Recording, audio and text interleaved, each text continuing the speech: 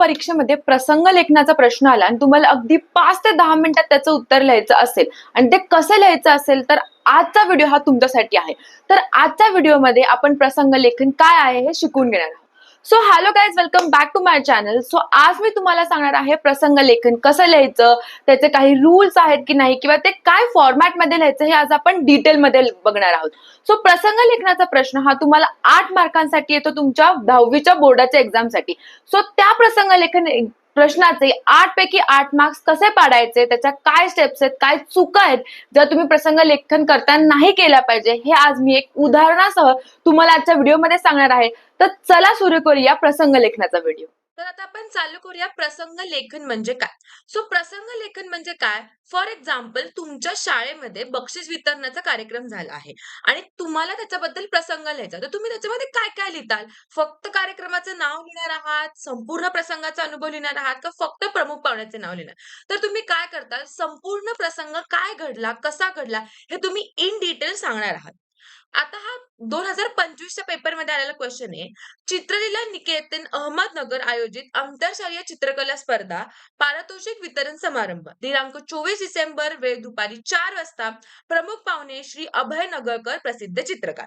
आता ह्या प्रश्नामध्ये तुम्हाला सगळ्या गोष्टी दिलेल्या आहेत की कार्यक्रम काय होता, कुठे झाला, त्यानंतर त्याचे कशासाठीचा कार्यक्रम होता, म्हणजे पारितोषिक वितरण समारंभ होता, त्याचे प्रमुख पाहुणे कोण आहेत आणि तो किती तारखेला झाला आणि किती वेळा झाला. सो कार्यक्रम कुठे झाला आहे, तर कार्यक्रम चित्रलीला निकेतनमध्ये झालेला आहे. कशाचा कार्यक्रम आहे, काय कार्यक्रम आहे, तर आंतरशालेय चित्रकला स्पर्धा हा तुमचा कार्यक्रम आहे. अ, म्हणजे विषय आहे कार्यक्रमाचा. त्या कार्यक्रमामध्ये काय होणार आहे, तर पारितोषिक वितरण समारंभ होणार आहे, म्हणजे बक्षीस वितरण समारंभ होणार आहे. कधी झालाय कार्यक्रम, तर 24 डिसेंबर रोजी झाला आहे. वेळ आहे दुपारी 4 वाजता. पाहुणे आहेत अभय नगरकर आणि ओळख आहे प्रसिद्ध चित्रकलाकार. सो सगळ्याचा सगळ्यात जो काही प्रश्न दिला असतो किंवा जो काही प्रसंग असतो तो घडून गेलेला प्रसंग आहे. सो तो पूर्णच्या पूर्ण भूतकाळामध्ये झालेले आहे आणि त्या गोष्टीचा तुम्हाला काय लिहायचा आहे, तो अनुभव थोडक्यात तुम्हाला लिहायचा आहे. सो वरीलपैकी कोणतीही माहिती प्रसंग लेखनासाठी महत्त्वाची आहे, तर वरीलपैकी सगळी माहिती म्हणजे कुठे झालाय, काय झालाय, कार्यक्रम काय आहे, कधी झालाय, हे सगळेच्या सगळे प्रश्न तुम्ही ज्यावेळेस तुम्हाला प्रश्नपत्रिकेत प्रश्न येईल, त्यावेळेस स्वतःला विचारून आधी त्याची उत्तरं जाणून घ्यायची. सो एकदम 7 स्टेप्स आहेत, जे तुम्हाला कधीही प्रसंग लेखनाचा प्रश्न आला, तर या दरवेळेस त्या प्रश्नाला विचारायचा, की त्या ठिकाण काय आहे? कार्यक्रम झाला. वेळ काय आहे? दिनांक काय आहे? सुरुवात काय झाली? त्यानंतर प्रत्यक्ष अनुभव, की त्या कार्यक्रमात काय झालं असेल? प्रत्यक्ष जर तुम्ही तिथे प्रेझेंट असता, तर तुम्हाला काय अनुभव आला असता त्या कार्यक्रमाचा? महत्त्वाचा प्रसंग, एखादा महत्त्वाचा प्रसंग किंवा कोणी काही बक्षीस कशी दिली किंवा कोणी काय चांगली अचीव्हमेंट केली, दॅट इस अ महत्त्वाचा प्रसंग. भावना, तुम्हाला स्वतःला त्या कार्यक्रमाबद्दल काय वाटलं, हे तुम्हाला त्याच्यामध्ये सांगायचं आहे. आणि शेवट, सो कार्यक्रमाचं तुम्हाला काय करायचं आहे? एंड ही करायचा आहे.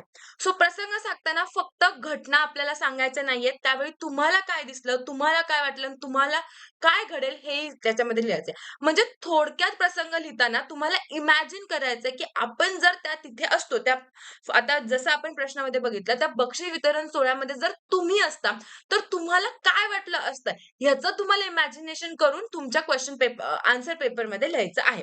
सो आता आपण काय करू, एक स्टोरी बिल्ड करू. सो काय प्रश्न आहे, 24 डिसेंबर रोजी दुपारी 4 वाजता मी माझ्या लहान भावाच्या किंवा बहिणीच्या कौतुकासाठी चित्रकला निकेतनाला गेलो होतो किंवा गेले होते. सो कार्यक्रम स्थळ सजवले होते. सो आधी एक काय म्हणतात त्याला, की पॉइंट तुम्ही तुमच्या डोक्यामध्ये प्रिपेअर करायचे, की आता काय असू शकतं. आपण तिथे प्रसंग समजा तुम्ही गेला, तर तिथला जो काही हॉल असेल किंवा कार्यक्रमाचं जे स्थळ असेल ते सजवलेलं असेल. सो कार्यक्रम स्थळ सजवलेलं होतं. विद्यार्थी आणि पालक मोठ्या उत्साहाने उपस्थित तिथे राहिले होते.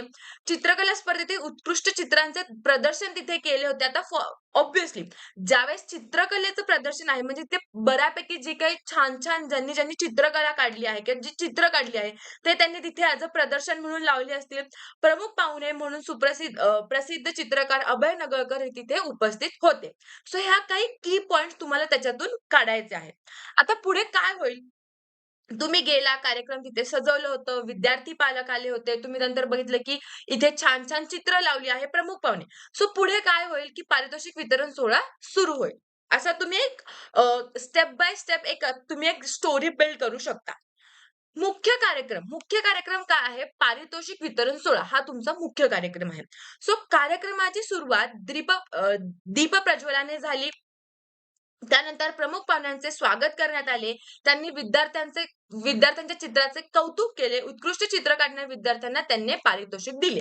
सो तिथे जे काही चित्र लावली होती, त्या त्या चित्रांकडे जे प्रमुख पाहुणे होते आपले अभय नगरकर यांनी पाहिलं. त्यानंतर त्यांना जे चित्र छान वाटलं, त्या चित्रांना त्यांनी काय केलं, त्या विद्यार्थ्यांना पारितोषिक दिलं. आता ह्यानंतर काय होईल, ज्यावेळेस आपण पारितोषिक देऊ, त्यावेळेस काय होईल, टाळ्यांच्या कडकडाटात विजेत्या विद्यार्थ्यांना पारितोषिक देण्यात आली. सो तुम्ही फक्त इमॅजिन करायचं की आपण जर त्या ठिकाणी असतो, तर काय-काय झालं असतं. कारण की तुम्हाला आता बऱ्याच वेळा तुमच्या शाळेमध्ये किंवा कुठेही तुम्ही एखाद्या कार्यक्रमाला गेला, तर तुम्हाला माहिती असतं की आपण कसं-कसं म्हणजे कार्यक्रमाची सुरुवात कशी होते, मग कसा वितरण सोहळा होतो, मग शेवट कसं होतं, हे आपल्याला माहिती असतं. त्याचाच रेफरन्स घेऊन तुम्हाला ह्याची उत्तरं लिहायची आहेत.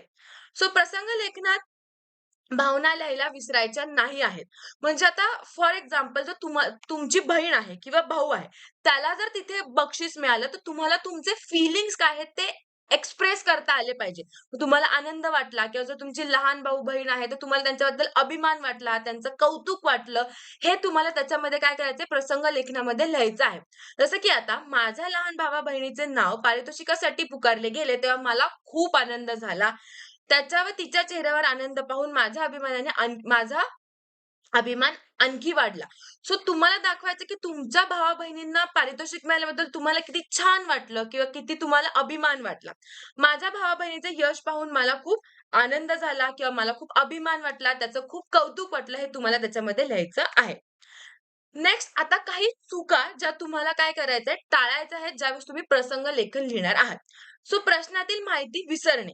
आता समजा फॉर एक्झाम्पल तुम्हाला प्रश्नामध्ये ठिकाण दिले, की कुठे कार्यक्रम झाला किंवा कोण प्रमुख पाहुणे होते आणि जर तुम्ही तुमच्या उत्तरामध्ये ठिकाणच नाही दिलं किंवा प्रमुख पाहुण्यांचा उल्लेखच नाही केला, तर तुमच्या मार्क्सवरती इम्पॅक्ट होऊ शकतो. सो जे काही प्रश्नात दिलेला आहे, सो प्रश्न 2दा-3दा व्यवस्थित वाचायचा आणि चेक करायचं, की आपण प्रश्नातल्या सगळ्या माहिती आपल्या उत्तरामध्ये घेतल्या आहेत का नाही. मुख्य मुद्दे लिहिणे.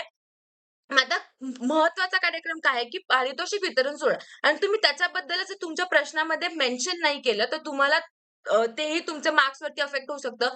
प्रसंगाऐवजी निबंध लिहिणे. आता प्रसंग लेखन लिहायचं आहे. आपल्याला खूप भला मोठा 2-4 पेजचा प्रसंग लिहायचा नाही आहे, की 2-2, 4 म्हणजे हे झालं, मग ते एकदम डिटेलमध्ये जे आपल्याला प्रश्नामध्ये दिलेलं आहे, त्याचाच आपल्याला प्रॉपर फॉर्मॅटमध्ये, प्रॉपर वेमध्ये आपल्याला प्रसंग लेखन लिहायचं आहे. भावना न लिहिणे. जसं की तुम्हाला तिथे जाऊन छान वाटलं, कौतुक वाटलं किंवा आता समजा तुम्हाला कुठे म्हणजे ह्यापेक्षा दुसरा कोणतातरी प्रश्न असेल, तर तुम्हाला तिथे जाऊन किती उत्साह वाटला, काय वाटलं हेही तुम्हाला त्याच्यामध्ये लिहायचं आहे. खूप मोठी अवघड वाक्य लिहिणे. सो खूप कॉम्प्लिकेटेड अवघड वाक्य लिहायची नाही. तुमच्या साध्या आणि सिंपल शब्दामध्ये तुम्हाला प्रसंग लेखन लिहायचं आहे. प्रसंगाला सुसंगत अनुभव, घटना आणि भावना न लिहिणे. सो प्रसंगाला म्हणजे आपल्याला जो काही प्रसंग लिहिलाय त्या प्रसंगाविषयी किंवा त्या प्रसंग रिलेटेडच तिथे आपल्याला लिहायचा आहे. तो जो काही प्रश्न दिला त्याचा प्रसंग सोडून आपल्याला दुसरा प्रश्न लिहायचा नाहीये. सो आपण जे काही प्रश्न पाहिला होता चित्रकला स्पर्धेच्या पारितोषिक वितरण सोहळ्याबद्दल आता आपण त्याचा आन्सर पाहू. 24 डिसेंबर रोजी दुपारी 4 वाजता मी माझ्या लहान भावाच्या कौतुकासाठी चित्रलीला निकेतन अहमदनगर येथे गेलो होतो. तेथे आंतरशालेय चित्रकला स्पर्धेचे पारितोषिक वितरण समारंभ आयोजित करण्यात आला होता. संपूर्ण सभागृह रंगीबेरंगी चित्रांनी सजवले होते आणि विद्यार्थी पालक मोठ्या उत्साहाने उपस्थित होते. कार्यक्रमाचे प्रमुख पाहुणे प्रसिद्ध चित्रकार श्री अभय नगरकर हे होते. त्यांच्या हस्ते दीपप्रज्वलन करून कार्यक्रमाची सुरुवात झाली. त्यांनी विद्यार्थ्यांच्या कल्पकतेचे व रंगसंगतीचे भरभरून कौतुक केले आणि उत्तम चित्रकला हा एक अनमोल गुण असल्याचे त्यांनी सांगितले. त्यानंतर टाळ्यांच्या कडकडाटात विजेत्या विद्यार्थ्यांना पारितोषिक देण्यात आले. माझ्या भावाचे नाव पुकारले गेले तेव्हा मला अतिशय आनंद झाला. स्टेजवर जाऊन पारितोषिक स्वीकारताना त्याच्या चेहऱ्यावरील आनंद पाहून माझे ऊर अभिमानाने भरून आले. हा संपूर्ण प्रसंग माझ्या मनात कायमचा कोरला गेला. आपल्या माणसाचे यश पाहणे किती आनंददायी अनुभव असतो, हे त्या दिवशी खऱ्या अर्थाने उमगले. आता हे जे काही आन्सर आहे याच्यामध्ये सगळे घेतले. सो 24 डिसेंबर रोजी तुम्हाला कुठे जायचं होतं चित्रकला निकेतनला अहमदनगरला. सो त्यांनी ठिकाण घेतलेलं आहे. तिथे काय होतं चित्रकला स्पर्धेचा पारितोषिक वितरण सोहळा होता. हेही घेतलं आहे. त्यानंतर तिथे रंगीबेरंगी चित्रे लावली होती. त्यानंतरचे प्रमुख पाहुणे कोण होते? त्यांनी दीप प्रज्वलन केले. सो स्टेप बाय स्टेप आपल्याला ह्याच्यामध्ये काय केलेलं आहे इन डिटेल गोष्टी लिहिलेल्या आहेत. जसं की आता इथे लिहिलंय माझ्या भावाचे नाव पुकारले गेले तेव्हा मला अतिशय आनंद झाला. सो आपण इथे भावना व्यक्त केल्या आहेत.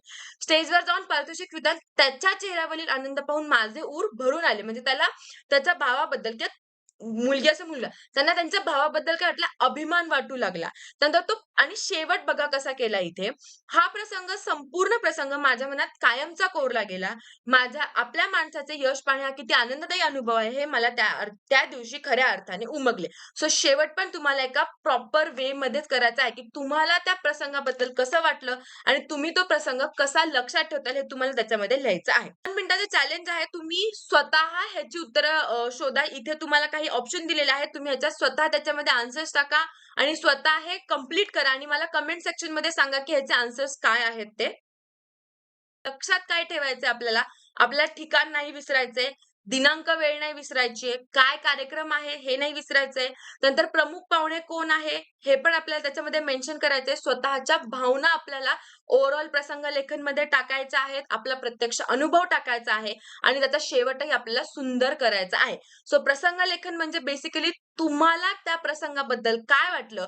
तुम्ही रिअल जर त्या ठिकाणी उपस्थित असता, तर तुम्हाला त्या प्रसंगाविषयी काय वाटलं असतं? तुम्ही काय अनुभव केला असता? ते तुम्हाला स्टार्टिंग टू एंड लिहायचं आहे आणि खूप मोठा निबंध लिहिल्यासारखं तुम्हाला प्रसंग लेखन लिहायचं नाही आहे. Today's video I hope you like this video. तुम्हाला आजचा व्हिडिओ जर आवडला असेल तर please subscribe to my channel. तुमच्या सगळ्या मित्रमैत्रिणींसोबत हा व्हिडिओ शेअर करा. आणि जर तुम्हाला प्रसंग लेखनाच्या व्हिडिओचे हे जे काही मी नोट्स दाखवले ते हवे असतील तर डिस्क्रिप्शन बॉक्समध्ये मी ह्याची लिंक टाकलेली आहे. तिथून तुम्ही ते नोट्स डाउनलोड करू शकता. त्याचप्रकारे तुम्हाला अजून कोणकोणत्या 10वीच्या किंवा 12वीच्या कोणत्याही बोर्डाबाबत कोणकोणत्या टॉपिक्सवरती व्हिडिओज हवे आहेत ते मला कमेंट सेक्शनमध्ये सांगायला प्लीज विसरू नका. So thanks for watching.